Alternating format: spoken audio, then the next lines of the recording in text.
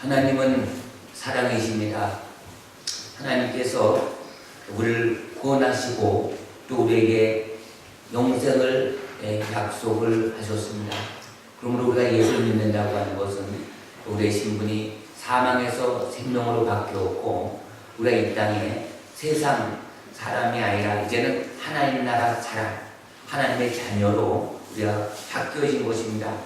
그러므로 우리가 늘 이 땅에 살면서도 하늘나라에 소망을 두고 살아가는 하나님의 백성인 것입니다. 하나님은 살아계시기 때문에 인격을 또 갖고 계시기 때문에 우리가 드려지는 예배, 영과 진리로 드려지는 예배, 마음을 다하고 뜻을 다하고 정성을 드려지는 이 예배를 받으시는 것입니다.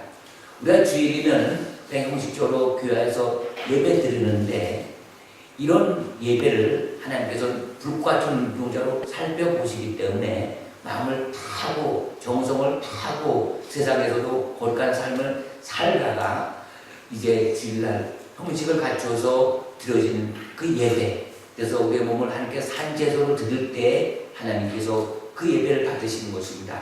그래서 하나님께서는 오늘도 하나님께 예배하는 자를 찾으십니다. 그만큼 예배하는 자가 많지 않기 때문에 차신다고 합니다. 그러므로 오늘 드려지는 예배 순서마다 하나님께 영광을 돌리고 우리의 마음이 생각이 오직 주님께 집중하시기를 주님의 이름으로 축원합니다. 우리가 신앙생활 하는데 교인이 있습니다. 교인, 종교인입니다. 그리스도인이 있습니다. 그래서 오늘 말씀해 보면은 설교 제목을 제가 그리스도인이라 했는데 그리스도인이라고 하는 것은 내가 예수님을 내 안에 영접을 하게 될 때 예수의 영, 하나님의 영, 성령이 내 안에 들어와서 성령의 인도함만 사람, 그리스도의 영이 있는 사람을 그리스도인이라고 합니다. 그래서 이 그리스도인 용어가 처음 사용되어진 것은 사도행전 11장 26절에 보면 안디옥 교회가 세워집니다. 이때 바나바와 그 바울이 1년간 제자들을 잘 가르칠 때 그때 그들의 삶이 정말로 예수님의 닮은 그런 삶을 살았기 때문에 그때부터 그리스도인이라는 칭호를 이제 붙여진 것입니다. 그러니까 그리스도인이라고 하는 것은 예수님의 그 삶, 그것을 그대로 살아가는 사람입니다. 예수 그리스도의 향기를 나타내는 삶입니다. 근데 오늘날 우리가 그리스도인과 세상 사람과 구별이 되지 않으면은 이것은 쭉정입니다. 그러니까 100만 명, 1000만 명의 쭉정이보다는 한 명의 알곡을 하나님께서는 찾으시고 그 알곡만이 결국은 복간에 들어갑니다. 천국에 들어가는 것입니다. 로마서 8장 9절 말씀해 보면 만일 너희 속에 하나님의 영이 거하시면 너희가 육신에 있지 않고 영이 있나니 누구든지 그도의 영이 없으면 그도의 사람이 아니라고 말씀하고 있습니다. 그러니까 예수의 영, 하나님의 영, 성령, 삼일체, 그 하나님의 영이 내 안에 들어오셨을 때에 우리는 바로 그 성령의 사람, 그리스도인, 또 하나님의 사람이 되는 것입니다. 예수님께서 세상에 오신 목적은 양으로 생명을 얻게 하고 더욱더 풍성하게 하려 함이라고 말씀하고 있습니다. 예수님은 하나님의 생명입니다. 하나님께서 그 품속에서 독생하신 하나님의 아들 하나님께서 이 땅에 오셨는데 그 예수님은 완전한 하나님이시며 완전한 하나님이십니다. 사람이십니다. 완전한 사람이시면서 완전 하나님이시기 때문에 우리가 하나님 나라 가는데 예수님께서 사다리 역할을 하는 것입니다. 하나님은 여기 계십니다. 우리는 여기 있습니다. 큰 절벽이 있는데 예수님께서 십자가를 이렇게 다리를 놓아서 우리가 예수님을 통해서만 하나님 나라에 갈 수 있습니다. 그래서 예수님께서도 나는 기도, 진료, 생명이 나로 말미암지 않고는 아버지께로 올 자가 없다라고 말씀하고 있습니다. 그렇기 때문에 예수의 이름, 그러니까 우리가 무엇을 붙드냐가 중요한 건데 우리는 예수의 이름을 붙들 때, 예수의 이름을 정말 사모하고 부를 때 하나님의 생명이 역사하는 것입니다. 하나님께서는 예수님을 통해서 하나님의 사랑, 하나님의 영광, 그것이 그 생명이 흘러나오게 되어 있는 것입니다. 예수님께서 사역을 하실 때에, 공생에 사역을 할 때 나병 환자가 찾아옵니다. 이 나병 환자가 예수님을 딱 이렇게 묻습니다. 주여, 원하시는 내 병을 고칠 수 있겠나이다. 그러니까 주님께서 너무 겸손한 거죠. 주님께서 내 병을 고치기를 원하시면 내 병을 고쳐주옵소서, 이런 말씀입니다. 그러니까 예수님께서 그 나병 환자를 민망히 보고 여기서 내가 취함을 받았느냐, 깨끗함을 받았느냐, 그러면서 직접 고쳐지는 거예요. 그러니까 이 나병 환자는 어떻습니까? 많은 사람들로부터 천형이라고 불립니다. 일평생을 어쩌면 좌절과 고통과 절망, 분노, 억울함으로 가득 차있는 상태입니다. 살아있으나 죽은 상태입니다. 근데 예수님을 만남으로 말미암아 치유가 되었을 때 그 모습은 바로 기쁨과 감격, 놀람과 충격, 감사와 찬양으로 충만하였을 것입니다. 그 모습을 우리가 상상해보면 이 나병이라고 하는 절대 고칠 수가 없는 것입니다. 2000년 전에는 그대로 전염이 되기 때문에 사람들이 격리해서 이렇게 살게 된 것입니다. 그리고 정말로 형상이 뭉그러진 것입니다. 그러다가 고침을 받는 순간 하나님의 영광이 그의 몸에 임한 것입니다. 육신의 치유뿐만 아니라 그 영혼의 소생이 되고 구원에 이르기 때문에 예수님을 만나는 곳마다 이런 생명의 역사가 일어나는 것입니다. 오늘 읽은 말씀 보면은 예수님께서 직접 우리에게 이렇게 살아라고 말씀하신 것입니다. 너희 원수를 사랑하라. 너희를 미워하는 자를 선대하라. 너희를 저주한 자를 위하여 축복하라. 너희를 모욕한 자를 위하여 기도하라. 이 뺨을 치거든 저 뺨도 돌려대라. 내 겉옷을 빼앗는 자에게 속옷까지도 거절하지 말라. 내게 구하는 자에게 주며 내 것을 가져가는 자에게 다시 달라하지 말며 남에게 대접을 받고자 하는 대로 너희도 남을 대접하라. 계속 제가 읽습니다. 너희가 만일 너희를 사랑하는 자만 사랑하면 칭찬받을 것이 무엇이냐? 죄인들도 사랑하는 자를 사랑하느니라. 너희가 만일 선대하는 자만을 선대하면 칭찬받을 것이 무엇이냐? 죄인들도 이렇게 하느니라. 너희가 받기를 바라고 사람들에게 구워주면 칭찬받을 것이 무엇이냐? 죄인들도 그만큼 받고자 하여 죄인에게 구워주니라. 오직 너희는 원수를 사랑하고 선대하며 아무것도 바라지 말고 구워주라. 그리하면 너희 상이 클 것이요 또 지극히신 높으신 이 아들이 되리니 그는 은혜를 모른 자와 악한 자에게도 인자하시느니라. 너희 아버지의 자비로우신 같이 너희도 자비로운 자가 되라. 예수님께서 우리에게 이렇게 살라고 이 말씀 지키라고 하시는데 지킬 수 있습니까? 우리가? 불가능합니다. 불가능해요. 어떻게 합니까? 누가 나를 모욕하거나 원수가 돼요. 원수 같은 그런 일을 벌어지게 되면 우리는 분노 주고 그리고 아직 막 일을 갈 것입니다. 잠을 못 잘 것입니다. 근데 예수님께서는 우리가 이렇게 할 수 있다라고 말씀하고 있습니다. 우리는 이런 삶을 불가능하다고 생각하지만 불가능한 것까지만 또 가능한 것입니다. 제가 성경에서 보면 스데반이 나옵니다. 스데반. 우리가 너무나 잘 아는 것처럼 복음을 전하다가 돌에 맞아 죽게 됩니다. 죽어가면서도 외친 게 뭐죠? 아버지여 저들이 모르고 하는 짓이오니 저들에게 용서해달라고. 저들에게 용서해달라고. 원수를 갚아달라는 게 아닙니다. 손양원 목사님은 자기 두 아들이 공산당 청년에 의해서 총살당해 죽게 됩니다. 그렇게 될 때에 그 공산당이 잡혔습니다.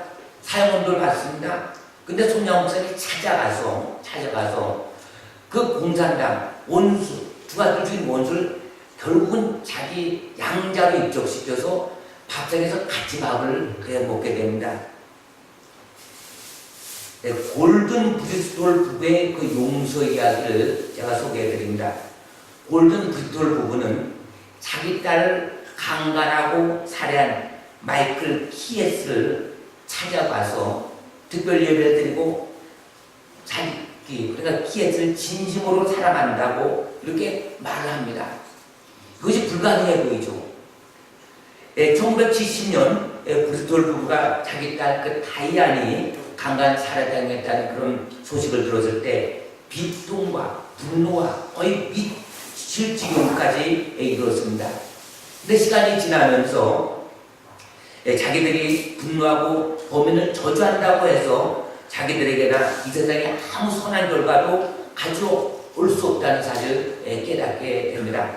그래서 그런 과정에서 자기를 용서하고 구원해주신 예수님, 오늘의 이 말씀을 읽다가 이제 그 범인을 직접 찾아와서 용서하는 것뿐만 아니라 사랑한다라고 하는 그 말을 전해줘야 된다고 이제 각오를 합니다. 그리고 찾아가게 됩니다. 8년 만의 일입니다. 그래서 1978년 정초에 자기 딸의 강간 살해범인 키에스가 수감된 형무소를 2,000마리나 걸리는 곳을 찾아가서 거기서 특별 예배를 드립니다. 그 특별 예배를 주관하는 사람은 그 형무소에서 종신징역 사는 찰스 왓슨이라는 사람입니다. 이 찰스 왓슨은 그도 결국은 한 여인을 성폭행하고 살인 제목으로 종신형을 받았는데 감관에서 전도를 받습니다. 성경을 읽습니다. 그래서 얘기를 하면서 성령을 받게 돼서 통신으로 신학하는 신학생이 된 것입니다. 그가 특별 예배를 주도를 하게 됩니다. 근데 이 키에스 이 사람은, 이 청년은 처음에는 이 골든 브리스톨 북을 이해를 하지 못했다고 합니다. 전혀 이해하지 못했는데 그가 정말로 그런 소식이 들리고 자기를 용서해준다고 하고 또 만나길 원한다고 하고 또 특별 예배를 통해서 정말로 사랑한다는 말을 들었을 때에 정말로 용서라는 말에 참다운 의미를 깨닫게 되고 결국은 예수를 믿고 새 사람이 되었습니다. 키에스는 과거의 저주 때문에 파멸된 인생이었으나 예수님 말씀에 순종한 그도인을 통하여 브리스북을 통하여서 과거의 파괴적인 저주를 어둠에 던져버리고 용서와 축복의 사람으로 살아가게 된 것입니다. 예수님을 만났다고 하는 것은 이런 생명의 역사가 흘러나간다고 하는 것입니다. 예수님은 하나님의 본체나 하나님과 동등됨을 취하지 않고 자기를 비워 종의 형체를 입고 성육신하여 세상에 오신 분이십니다. 예수님은 화려한 궁전에 태어나지 않고 냄새나는 낙관에서 태어나셨으며 갈릴리 번드리에서 어부들을 제자로 삼으셨습니다. 예수님은 멸시를 받으셨고 채찍에 맞으셨고 자기의 고독과 소고까지 빼앗기셨으며 저주의 십자가에 달려 죽으신 분입니다. 그러나 예수님은 언제나 모든 사람을 축복하시고 그들을 자기의 피로 씻겨 구속하시고 구원하시게 하였으며 사람들에게 하나님의 생명을 나누어 주는 일에 공생의 사역을 하신 것을 볼 수가 있습니다. 그러니까 오늘 읽은 말씀은 예수님께서 우리에게 너희들은 이렇게 살아고 하신 그 말씀을 예수님께서 직접 실천으로 모델로 보여주신 사건입니다. 예수님은 자기의 원수를 사랑했습니다. 자기를 묘한 자를 선대했습니다. 예수님은 자기를 저주한 자를 축복하여 자기를 모욕한 자를 위해 또한 기도까지 하신 분입니다. 누가복음 23장에 보면 예수님께서 십자가에 달리신 그 장면이 나옵니다. 예수님 주에는 십자가에 못 박힌 두 강도가 있었습니다. 또한 예수님을 십자가에 못 박는 군인들이 있었습니다. 그리고 예수님을 십자가에 못 박으라고 외치던 군중들이 둘러보고 있었고 또 예수님을 영구히 이 땅에서 추방해오자 온갖 모략과 술술 썼던 예루살렘 당시에 종교 지도자들이 있었습니다. 그런데 예수님은 그 모든 사람들을 위하여 하나님께 사죄의 기도를 드린 것입니다. 아버지요, 저들이 모르고 하는 짓이오니 저들의 죄를 사여달라고, 죄를 사여달라고 중보기도하는 것입니다. 자기 하는 것을 알지 못하니까 저들의 죄를 용서해달라고 하는 것입니다. 예수님은 뺨을 친 자에게 이쪽 뺨을 친 자에게 이쪽 뺨도 돌려대셨습니다. 겉옷을 빼앗는 자에게 속옷도 금하지 아니하고 단 하나였습니다. 예수님의 말씀은 예수님 당신에게 성취된 말씀 그 사건이었습니다. 예수님의 말씀이 성취된 곳이 바로 십자가 사건입니다. 다 이루어진 곳입니다. 예수님의 십자가는 진정한 인간이 어떠함을 우리에게 몸으로 보여준 생명의 모델인 것입니다. 예수님께서 잡히시던 날 밤 대제사장 중 말고가 칼을 빼고 예수님께 달려듭니다. 검을 들고 달려듭니다. 이때 베드로가 검으로 말고의 길을 벨 때에 예수님께서는 그 길을 다시 붙여줍니다. 길을 고쳐줍니다. 악인에게도 예수님께서는 이 자비를 베푸시는 사건입니다. 또한 예수님은 은혜를 모르는 자, 예수님을 3년간 공생에 따여 다닌 베드로가 3번씩이나 저주하고 맹세하고 모른다고 배신한 예수님, 베드로를 예수님께서는 찾아오셔서 용서하시고 하나님의 사명을 다시 맡기셨습니다. 그래서 하나님이 하게 하신 것입니다. 예수님은 아버지의 자비하심같이 자비하신 분입니다. 또한 예수님께서 우리에게 3계명을 줍니다. 서로 사랑하라. 어떻게 사랑하죠? 내가 너희를 사랑한 것 같이 너희도 서로 사랑하라. 사도 바울은 일평생 예수님의 십자가만을 자랑하는 것입니다. 다른 모든 것은 배설물로 여긴 것입니다. 그러므로 누구든지 예수님의 십자가 앞에 나와서 예수님의 십자가를 바라보고 설 때만이 우리는 예수님처럼 그런 삶을 살 수가 있습니다. 그럼 다시 한번 정리해서, 그럼 많은 사람들이 나도 변화되고 싶다, 나도 예수님처럼 살고 싶다, 나도 원수까지 사랑하고 싶다. 그런데 어떻게 해야 되는가? 근데 우리가 잘 말씀을 보면은 내가 예수님을 영접한다고 하는 것, 예수님 내 안에 들어오십시오. 나는 죄인이다. 내 죄를 회개합니다. 그래서 하나님께서 죄를 회개할 때, 죄를 용서해 주실 때 성령을 선물로 주심으로 말미암아 이제는 하나님의 영이요 예수의 영이신 예수님께서 내 안에 들어오신 것입니다. 그러면 갈라디아서 2장 20절 말씀에 보면 사도 바울이 이렇게 했습니다. 이제 내가 사는 것은 내가 그와 함께 십자가에 못 박혔나니 이제는 예수님께서 내 안에 사는 그 믿음으로 산다는 것입니다. 내가 그와 함께 십자가에 못 박힐 때 그때 나는 죽었다라고 하는 것입니다.